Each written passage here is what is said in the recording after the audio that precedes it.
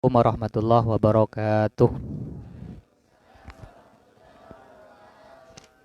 Alhamdulillahirabbil alamin wal aqibatu lil muttaqin. Wassalatu wassalamu ala asrofil mursalin sayyidina Muhammadin wa ala alihi wa sahbihi ajmain. Amma ba'du. Teman-teman semuanya, para santri asyuhada yang dimuliakan oleh Allah. Alhamdulillah, pada siang hari ini kita kembali beraktivitas yang positif lagi. Mudah-mudahan kita bisa istiqomah dan mudah-mudahan ilmu yang akan kita pelajari pada siang hari ini bisa menjadi pola pikir kita dan juga bisa menjadi sikap kita dalam kehidupan sehari-hari. Amin ya rabbal alamin. Bismillahirrahmanirrahim. Faslun. Adapun ini fasal. La tasihu at-taharatu, tidak sah bersuci bil ma'il musta'malih, menggunakan air yang sudah digunakan di dalam menghilangkan hadas apabila air tersebut sedikit. Jadi tidak sah bersuci menggunakan air yang sudah digunakan menghilangkan hadas bila air itu sedikit. Misalkan ada air satu gayung ya, gayung benar, gayung. Nah, satu gayung atau satu bak kecil di mana air itu sampean gunakan untuk wudhu, misalkan wudhu sudah sampean gunakan untuk wudhu, maka tidak boleh digunakan kembali untuk bersuci ya. Karena air itu namanya dianggap air mustakmal. Atau satu bak sampean gunakan mandi, maka air yang sudah sampean gunakan itu tidak boleh lagi, misalkan itadain gitu kan, tidak boleh digunakan lagi untuk mandi atau wudhu karena sudah dianggap air mustakmal. Paham ya? Nah, itu air mustakmal. Tidak pula boleh digunakan air mustakmal tadi, juga tidak boleh digunakan wala izalati najisin, menghilangkan najis. Jadi sisa air atau bukan sisa air yang sudah sampean gunakan untuk wudhu tadi atau mandi tadi tidak boleh digunakan kembali untuk wudhu dan mandi lagi, dan juga tidak boleh digunakan untuk menghilangkan najis. Misalkan dibuat mencuci baju, dibuat mencuci lantai yang terkena kotoran ayam atau cicak, di kotoran cicak itu nggak boleh. Artinya tidak sah, artinya percuma. Hadas yang ada pada diri kita yang sebelumnya itu mencegah sholat itu tetap tidak boleh, tidak mempengaruhi. Air tersebut yang digunakan bersuci tersebut tetap tidak berpengaruh.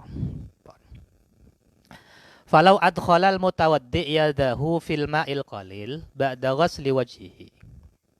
Apabila orang yang berwudu memasukkan tangannya ke dalam air yang sedikit. Misalkan wudunya menggunakan apa? Gayung. Kan sedikit, mestinya air yang ada di dalam gayung itu kan mesti sedikit. Kemudian orang yang wudu itu memasukkan tangannya ke gayung itu ba'da ghasli wajhihi, setelah dia membasuh wajahnya. Jadi dia basuh wajah dulu, dibasuh wajahnya. Kemudian tangannya dimasukkan ke dalam gayung. Mungkin untuk membasuh ke bagian tangannya, dimasukkan ke dalam gayung. Wa irona win al-i'tiraf, sementara dia tidak niat untuk mengambil air sebagai basuhan selanjutnya. Jadi dia memasukkan tangan ke dalam gayung itu, dia tidak niat memasukkan dalam, ketika tidak niat tidak niat untuk mengambil air untuk basuhan selanjutnya. Kan wajah dulu, sudah basuh wajah, kemudian ingin membasuh tangan, ininya tangannya langsung dimasukkan ke dalam air. Sementara airnya itu sedikit. Tidak niat mau mengambil air lagi. Bahasanya kayak gitu. Maka sorol ma'ul baki musta'malan. Maka air yang ada di dalam gayung itu jadi musta'mal semua. Tidak bisa digunakan untuk basuhan-basuhan selanjutnya. Jadi harus niat iltirof namanya. Niat iltirof itu sebelum tangan ini masuk, dalam hati ada pikiran gitu. Dalam hati ada pikiran untuk mengambil air. Dia mengambil air di dalam gayung untuk basuhan yang selanjutnya. Paham nggak? Jadi ini air satu gayung ya. Pertama sampean buat dulu untuk basuh wajah.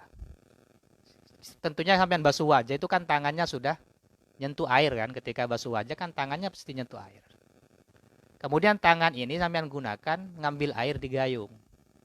Atau memasukkan air ke gayung. Tanpa niat mau ngambil air sebagai yang mau digunakan untuk basuhan yang selanjutnya. Maka airnya jadi air musta'mal. Paham tuh? Kalau paham saya lanjutkan. Maka air yang tersisa itu jadi musta'mal. Tidak boleh digunakan dalam basuhan selanjutnya. Tidak pula boleh digunakan dalam menghilangkan najis. Wal musta'malu fi tuhrin masnunin, air yang digunakan di dalam sesuci yang sunat, kal ghusl at-thaniyah, seperti basuhan yang kedua dan basuhan yang ketiga boleh digunakan untuk bersuci. Dan kewajiban kita dalam membasuh itu kan cukup satu kali sebenarnya. Wajah satu kali, tangan satu kali. Pokoknya anggota-anggota hadas, anggota-anggota yang mau dibasuh dalam hadas, baik hadas kecil atau hadas besar, itu kan cukup satu kali. Ketika misalkan dibasuh 2 kali itu hukumnya sunnah, 3 kali itu hukumnya 4 kali hukumnya makruh. Jadi nggak boleh lebih daripada 3 kali. Nah, air yang digunakan, yang sudah digunakan untuk basuhan yang kedua, itu bisa dibuat bersuci. Berarti itu namanya air yang digunakan dalam basuhan yang sunat. Dalam sesuci yang sunat. Seperti air yang digunakan di dalam basuhan yang kedua, dalam basuhan yang ketiga. Gini, misalkan sampean basuh wajah, sudah rata kan? 1. Kemudian basuh wajah lagi, kan 2. Nah, air yang sudah dibuat basuh wajah itu sama sampean di apa? Di apa? Munitadin. Bahasa Indonesianya. Ditampung. Ya gitulah. Kita adain bahasa Madura. Jadi basuhan kedua di wajah itu, air itu diambil lagi gitu. Kemudian dilanjutkan untuk membasuh tangan. Ya enggak apa-apa. Karena itu air basuhan kedua. Jadi air basuhan kedua, air basuhan ketiga yang diambil lagi itu walaupun sudah digunakan, itu tetap boleh digunakan bersuci. Yang enggak boleh digunakan bersuci itu air dalam basuhan yang pertama. Ya. Itu boleh digunakan dalam bersuci. Faslun, pasal selanjutnya, yanjusul ma'ul qalil, air yang sedikit bisa najis. Demikian pula selain air dari perkara-perkara yang encer, bimulaqatin najasati, sebab kejatuhan perkara najis atau sebab bertemu perkara najis. Air ya, air atau perkara encer lainnya selain air apa? Seperti bensin, solar.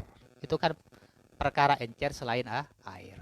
Air atau perkara encer lainnya seperti bensin, solar, apalagi yang encer, minyak tanah, minyak goreng, itu kan encer semua. Minyak goreng encer ya? Encer gak minyak goreng? Iya, kalau baru itu kan encer ya, apalagi kalau sudah dibuat apa? Dibuat menggoreng itu kan encer. Nah, itu hukumnya najis kalau kejatuhan perkara najis. Seperti misalkan kejatuhan tainya cicak. Seperti misalkan juga kejatuhan tainya manusia. Sampean habis goreng apa? Goreng ikan, mau goreng tainya. Kotoran yang halus itu kotoran. Jadi kalau kejatuhan perkara najis, air atau benda encer lainnya, bensin misalkan. Mungkin sampean bensinnya mau habis biar tambah awet. cari kotoran sapi ditaruh ke dalam. Siapa tahu. Nah, itu hukumnya najis. Sehingga tidak boleh dibuat. Ya kalau bensin masa dibuat sesuci? Gak apa-apa. Jadi kalau selain air, dari perkara-perkara encer yang terkena najis itu masih bisa digunakan. Tapi jangan digunakan mandi, bensin jangan digunakan mandi, solar ya jangan digunakan mandi. Itu haram. Karena namanya talatuh bin najasah. Jadi kalau digunakan untuk minyak, untuk bakar apa, dibuat apa? Ya bakar untuk bahan bakar gak ada masalah. Kalau minyak goreng jangan digunakan untuk goreng ikan karena nanti gorengnya apa ikannya jadi mutanajis, sampean makan itu juga gak boleh. Jadi kalau dibuat selain itu boleh, misalkan dibuat apa kalau minyak goreng selain fungsi dimakan bisa dibuat apa? Ya pokoknya misalkan apa pokoknya yang bisa ya. Kalau oli kan bisa kan, oli dibuat untuk melancarkan apa pergerakan apa benda kan masih boleh gitu. Kalau air sama sekali gak boleh dibuat mandi, gak boleh. Ya buang, sudah najis. Jadi yang jusul ma'ul qalil, air yang sedikit itu hukumnya najis. Demikian pula selain air dari perkara-perkara yang encer, sebab kejatuhan perkara najis atau bertemu dengan perkara najis. Wa yustasna min dzalika, dikecualikan dari benda-benda yang najis. Jadi dikecualikan dari benda-benda yang najis beberapa persoalan. Yang pertama, ma la yudrikhu torfu, perkara najis yang tidak bisa dilihat mata.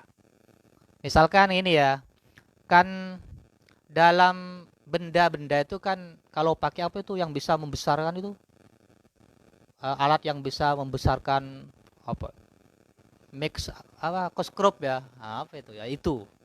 Jadi kan kalau nggak pakai alat itu kan nggak kelihatan. Misalkan kalau pakai alat itu tampak terlihat ada hewan-hewan yang mati, gitu kan? Ada hewan-hewan yang mati, maka itu nggak ada masalah. Jadi dalam air misalkan airnya sepertinya nggak ada hewan, nggak ada apa-apa. Tapi ketika dicek pakai alat pembesar itu ternyata banyak hewan yang mati. Tapi ketika nggak pakai alat pembesar itu nggak ada apa-apa, maka airnya tetap dianggap suci. Jadi namanya malayudrikuhu torfu, hewan yang tidak bisa dilihat oleh mata, atau najis apa saja yang tidak bisa dilihat oleh mata. Yang kedua, dikecualikan artinya bila misalkan jatuh dalam air atau perkara encer lainnya itu tetap dianggap tidak najis. Wa maitatun, batang, lada malahasa ilun, yang tidak memiliki darah yang mengalir. Artinya tidak ada darah yang memang mengalir, seperti misalkan nyamuk. Nyamuk jatuh ke dalam air, kemudian mati di dalam air. Itu tetap suci, airnya tetap suci. Lalat jatuh ke dalam air, tetap suci. Apalagi yang sering ada di air? Ya, yang paling banyak ya nyamuk, lalat, apalagi? Kalau ikan kan punya darah mengalir. Tapi kan beda. Yaitu illa in ghayyarat, kecuali apabila misalkan lalat atau nyamuk tadi bisa merubah air. Dari banyaknya yang jatuh lalat itu mati di dalam air, kemudian sampai merubah baunya air. Air itu jadi baunya jadi busuk misalkan. Itu maka jadi najis. Jadi kalau selama tidak merubah air itu tidak najis. Jadi dua hal ya. Pertama, hewan-hewan atau perkara-perkara yang tidak bisa dilihat oleh mata. Yang kedua, batang atau bangkai yang tidak memiliki darah mengalir. Seperti apa? Seperti nyamuk, lalat, kecuali apabila dengan keberadaan nyamuk dan lalat itu air bisa berubah baunya. Tentunya baunya yang berubah, yang banyak baunya berubah. Maka airnya hukumnya najis. Itu yang pertama. Yang kedua, auturihat, atau nyamuknya dilempar. Jadi bangkai yang tadi tidak memiliki darah yang mengalir itu dilempar. Misalkan sampean habis ketika mandi di jeding, ada nyamuk yang melengket di bagian pipi, sampean pukul gitu kan. Bagian pipi, setelah itu nyamuknya sampean buang ke dalam air, maka hukumnya najis airnya. Kalau airnya sedikit hukumnya najis. Langsung najis kalau sedikit. Kalau banyak kan tidak najis. Kalau airnya sedikit itu najis. Jadi sampean mungkin dari kesel kan dijedeng. Kan biasanya apalagi kalau malam-malam pas mau buang air besar itu kan banyak itu kadang lalat-lalat di ini. Di bokong itu kan banyak. Sampean kemudian dipukul gitu kan. Mati dilempar ke dalam. Maka itu bisa menajiskan. Atau sampean ambil hidup-hidup. Sampean ada yang pintar mungkin ngambil lalat diambil, kena, masih hidup, ditaruh ke dalam sampai kemudian mati. Atau mari tuli mate, biar cepat mati sampai gini-giniin. Nah itu walaupun sebelumnya tidak dapat bangkainya tidak dapat membuat air najis, bisa menjadi membuat air najis. Jadi karena alasan itu kita ciptakan sendiri. Kalau itu alami, memang mati di dalam air tanpa ada peran kita, maka tidak ada masalah. Itu namanya alami, mati alami, bukan mati karena ada peran kita, sehingga tidak bisa dianggap dapat menajiskan. Wafa muhirrotin tanajjasah, mulut kucing yang najis. Kucing namanya kucing ya. Misalkan dia makan benda-benda yang najis di lantai, di tanah. Jadi sampean lihat ada kucing yang makan benda-benda najis. Misalkan makan kotoran apa? Makan kotoran ayam. Kucingnya makan kotoran ayam. Kan mulutnya najis. Sumawabat kemudian sampean nggak lihat lagi. Jadi kucing yang sampean lihat tadi itu sudah nggak kelihatan lagi. Dapat beberapa jam tampak lagi, datang lagi ke rumahnya sampean. Waktu milaguluha fi ma'in katsir, dan sampean punya anggapan bahwa kucing ini mungkin sudah menjilat air, menjilatkan mulutnya lidahnya ke air yang banyak. Itu kan suci. Jadi suci. Oh, mungkin sampean punya anggapan, oh mungkin itu kucing itu tadi sudah minum gitu kan. Sudah minum di sungai. Jadi airnya harus banyak. Kalau misalkan anggapan sampean sudah jilat menjilat ke air yang ada di dalam gayung, itu kan jadi gayungnya najis. Berarti kucing mulutnya kucing itu tetap masih najis. Jadi kalau sampean melihat ada kucing tampak memakan perkara najis, kemudian dia pergi, beberapa jam datang lagi, kalau sampean punya anggapan kucing ini sudah jilat atau sudah minum di air yang banyak, maka hukumnya suci. Jadi kucing ini sudah dianggap suci. Kalau menjilat misalkan naruh mulutnya di air lagi, dia tetap dianggap suci. Wa kadzalika shabi, demikian pula anak kecil. Anak kecil itu kan sukanya makan tanah. Nah, kalau sudah kecil itu sukanya kan makan tanah. Ternyata sampean lihat anaknya sampean makan tanah. Kemudian dibawa oleh siapa gitu, ada yang bawa. Ada yang bawa dan ada anggapan bahwa mulutnya itu sudah suci, maka nanti dianggap suci.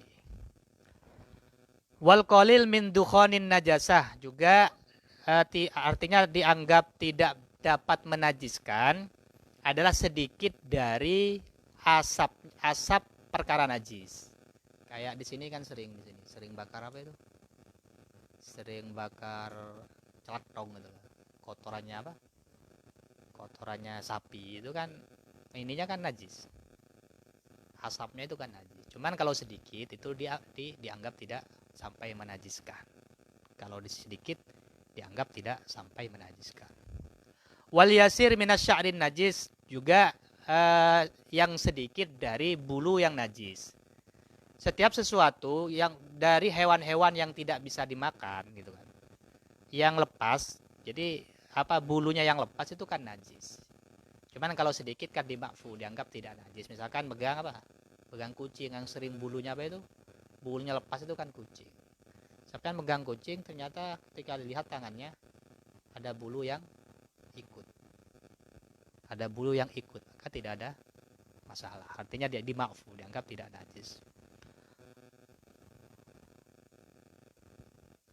Wa idza kanal ma'u qullataini. Nah, nih, tadi kan ini persoalannya kalau air itu sedikit. Jadi ada air ya, ada air eh, kena perkara najis sementara airnya sedikit. Maka secara otomatis berubah atau tidak berubah itu dianggap najis.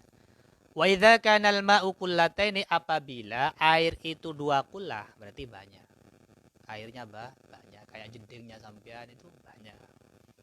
Kalau air yang ada di bak mandi itu sedikit.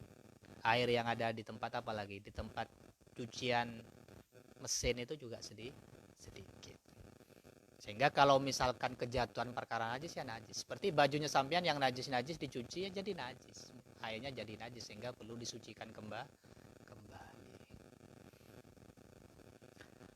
Wa idza kanal ma'u qullataini, apabila air itu 2 kullah maka fala yanjusu biwuqu'in najasa fi malat, maka tidak najis sebab ada perkara najis yang jatuh atau terkena perkara najis tidak menjadi najis. Illa in taghayyara ta'muhu, kecuali apabila rasanya itu berubah. Ada air di jedengnya sampean, kejatuhan tikus. Tikus mati. Biasanya mun tekos sering bau kan gitu. Karena mungkin bau bangkainya dahsyat sehingga air yang kejatuhan tikus itu walaupun banyak kadang masih bau. Maka itu najis. Selama tidak bau, maka tidak najis. Atau yang berubah warnanya, misalkan ada kucing jatuh ke apa? Ke jedeng kemudian ternyata terluka. Darahnya mengalir deras sehingga air itu tampak memerah karena darah itu, maka najis karena berubah. Aurihuhu, atau baunya. Kalau tadi rasa ya, kalau yang pertama itu tadi rasanya ketika dicicipi ternyata kok rasa apa, rasa bangkai gitu kan. Aurihu, atau baunya ketika dicium ternyata bau bangkai walaupun airnya banyak, maka itu dikatakan najis, gak boleh digunakan untuk hadas. Walau taghayyuran yasiran, meskipun perubahan tadi itu tidak banyak, sedikit, tetap dianggap najis. Jadi tidak harus banyak, walaupun perubahannya sedikit itu dianggap najis. Fa in zala taghayyuruhu bi nafsihi, apabila berubahnya air yang 2 kullah tadi yang banyak itu berubah dengan dirinya sendiri tanpa ada proses untuk menjadikan berubah, maka jadi suci kembali, berubah sendiri jadi suci kembali. Setelah tikusnya diambil, ternyata baunya hilang, rasanya juga hilang, maka jadi suci kembali. Kenapa? Karena air itu banyak. Itu. Jadi kalau berubah sendiri, hilang sendiri, perubahan yang ada di dalam air yang banyak tadi, maka menjadi suci. Au bima'in tahuro, atau berubahnya itu sebab air yang suci ditambah. Air yang banyak di jedeng, kemasukan apa tadi? Tikus, kemudian berubah. Setelah tikusnya dibuang, ditambah air, perubahannya hilang, maka jadi suci. Itu kalau jadi dua, jadi berubah dengan dirinya sendiri atau berubah ditambah air yang suci. Au bimiskin, atau berubahnya apa? Berubahnya dengan menggunakan misik. Jadi biar baunya hilang, kemudian sampean masukkan misik ke dalam sehingga kemudian berubah jadi bau misik, maka itu tetap dianggap najis. Au kadurati turoben, atau digunakan dirubah dengan menggunakan dengan debu yang lekat ya, yang kotor, itu digunakan dengan menggunakan debu, prosesnya pakai debu sehingga kemudian berubah, maka tidak suci, tetap kembali tidak suci. Jadi perubahannya itu kalau melalui proses dibuat menjadi wangi atau menggunakan debu, kotoran debu-debu yang keruh itu, maka tetap dianggap tidak suci ya, tidak suci. Disuling ya, ada kan proses disuling. Misalkan air pecaren nih, disuling jadi air mineral gitu kan. Itu tetap gak suci. Disuling. Wal jari, air yang mengalir, karrokit, sebagaimana air yang tidak mengalir, yang diam. Jadi tetap kalau sedikit, air yang mengalir sedikit, maka itu bisa bisa najis. Ini pembahasannya ya agak panjang. Sama seperti air yang diam. Wal kullatani, adapun air 2 kullah ukurannya khamsatu mi'ati ritlin, itu 500 kati. Menggunakan katinya orang Baghdad. Perkiraan itu 500 kati. Nanti ada yang lebih bisa menyederhanakan. Fala yaduru nuqsanu ritlaini, maka tidak bahaya kurang 2 kati. Wa yaduru nuqsadon, dan berbahaya kurang melebihi daripada 2 kati. Jadi air 2 kullah itu ukurannya 500 ritel kati. Kalau entah ini nanti dijelaskan dengan pakai ukuran-ukuran saja. Kalau ini saya nggak paham. Jadi air 2 kullah itu 500 kati dengan ukuran katinya orang Baghdad. Kalau misalkan kurang dari 2 kati, berarti 500 dikurangi 2 berapa? 498. Maka itu tetap dianggap 2 kullah. Dianggap banyak. Wa yadur nuqsanun aktsar, dan dianggap bahaya kalau kurangnya itu lebih daripada 2 kati. Misalkan 3 kati menjadi 297, maka itu berarti airnya dianggap tidak banyak, dianggap sedikit. Wa qadruhuma bil masahah, kalau pakai ukuran ini, ukuran panjang lebar dalam, panjang lebar dalam, maka kalau lubangnya itu segi 4. Nah, kalau misalkan lubangnya segi 4, jadi 2 kullah kalau pakai ukuran lubang segi 4, maka itu 1 dhira seperempat. 1 dhira itu 1 meter, perkiraan 1 meter dan seperempatnya. Jadi yang 1 meter itu dibagi 4. Buat jedeng ya, mau membuat jedeng, ukurannya biar airnya kalau full banyak, maka 2 kullahnya itu ukuran 1 dhira seperempat dhira. Jadi 1 meter dan seperempat meter. Jadi 1 meter dibagi 4. Gitu, benar ya? Pertama 1 meter, kedua 1 meternya dibagi 4. Berarti 1 meter berapa? 25. Ya. 1 meter seperempat meter. 1 meter seperempat meter. Itu panjangnya. Jadi panjangnya harus 1 meter dan seperempat meter. Panjangnya, lebarnya, dalamnya. Jadi semeter segini, berarti tambah ini bagi 4 lagi. Nah, bagi 4 kan. Jadi panjang, lebar, dalamnya itu 1 meter seperempat. Paham ya? Jadi panjang, lebar, dalamnya 1 meter seperempat. Jadi kalau buat jedeng, jangan jedeng kecil, walaupun hanya dibuat untuk cuci kotoran, BAB, itu sebaiknya jedengnya diperbesar, minimal 1 meter seperempat. Ya, itu kalau segi 4. Kalau ini mudawar apa? Bunder, mudawar namanya, itu kalbi'ri, seperti sumur. Maka dalamnya itu harus 2 meter. Berarti 2 dhira, 2 meter. Dalamnya itu 2 meter, lebarnya itu 1 meter.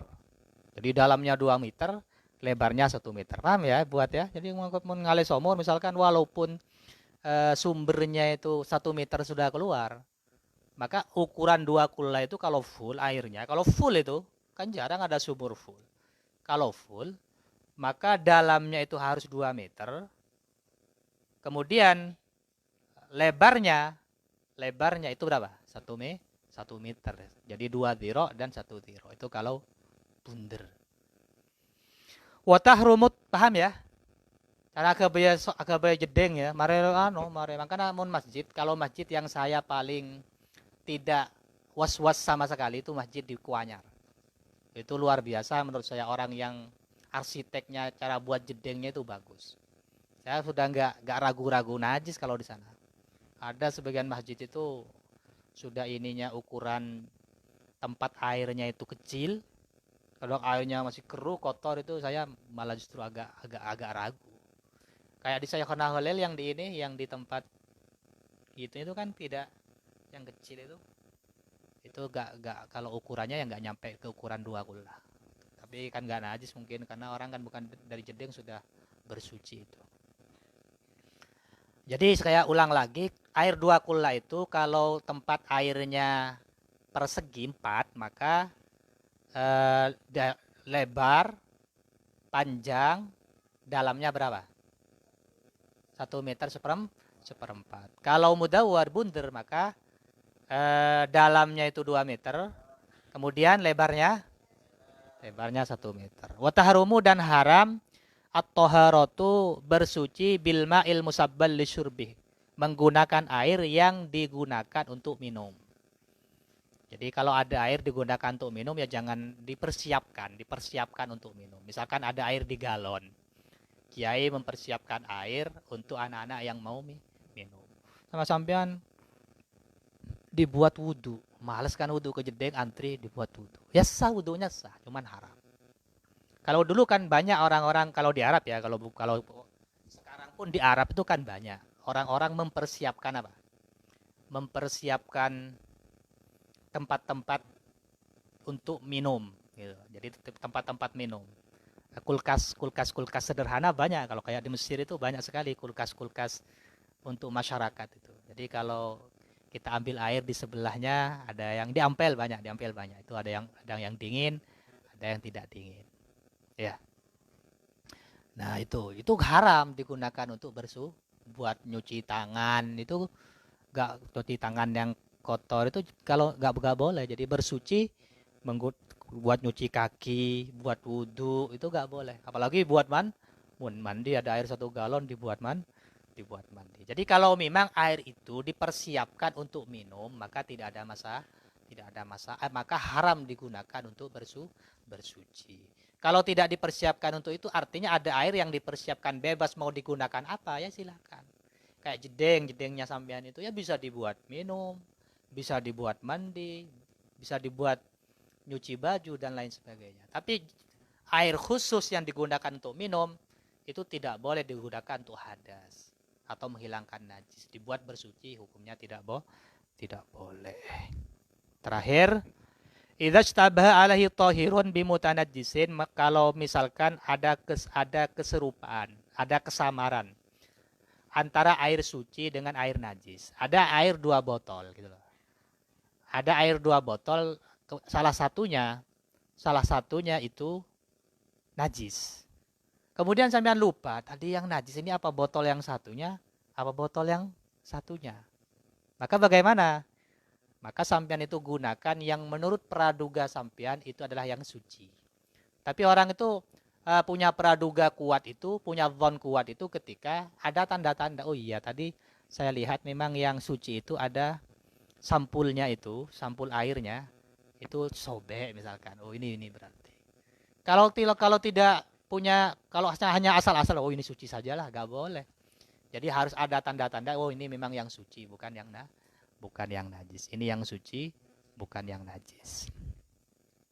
Jadi harus ada tanda-tanda. Jadi kalau misalkan ada 2 air, sampean bingung mana yang suci, mana yang najis, maka ijtihad. Sampean ijtihad dulu. Kalau menurut praduga sampean ini yang suci, maka itu yang digunakan bersuci. Nah, praduga ini harus memiliki tendensi yang kuat. Harus memiliki tanda-tanda yang kuat. Oh, ini tadi memang yang suci ini tutupnya itu agak bagus. Kalau yang najis ini tutupnya tidak bagus. Ya, itu maka berarti ambil yang tutupnya Jadi harus ada tanda-tanda. Kalau nggak ada tanda-tanda ya nggak bisa. Wa idza akhbarahu bi tanajjusihi siqatun, kalau ada orang yang mengabarkan, oh yang najis yang ini gitu. Dan orang itu orangnya terpercaya. Ini tadi saya bingung, ada air 2 wadah aqua misalkan. Saya bingung nih tadi yang mana yang ini yang suci yang mana. Kemudian ada orang datang, oh kamu tadi yang suci itu kamu taruh di sebelah kanannya ada yang di sebelah kanan bukan yang di sebelah kiri. Kemudian dia menjelaskan dan juga ini yang itu juga ini botolnya lebih keras, lebih bagus. Makasih. Sabab-sababnya itu dikasih, maka itu dianggap diterima. Jadi kalau dia menjelaskan sabab-sababnya diterima. Au atlaqu, atau dia tidak menjelaskan yang suci, pokoknya ini yang suci, bukan yang itu. Tapi syaratnya orang yang mengabarkan itu harus faqih. Oh ini kamu air yang suci ini ya. Itu langsung diterima kalau orangnya faqih, ahli fikih. Kalau orangnya ahli fikih. Jadi itu kalau ada kasus semacam itu, kalau sampean masih ragu mana yang najis, mana yang suci, ya jangan dipakai dua-duanya. Kalau sudah punya keyakinan, punya dhon yang kuat dengan tendensi-tendensi yang bisa yang bisa diakui, maka gunakan sesuai dengan dhon, dengan praduga. Atau ada orang mengabarkan, kalau orang yang mengabarkan itu orangnya jujur dan memberikan tanda-tanda, maka ambil yang sesuai dengan orang yang mengabarkan. Atau tidak menjelaskan apa-apa, tapi yang mengabarkan itu ahli fikih, maka itu juga dipertimbangkan. Itu mungkin yang bisa saya sampaikan, kurang lebihnya mohon maaf. Ihdinas siratal mustaqim. Assalamualaikum warahmatullahi wabarakatuh.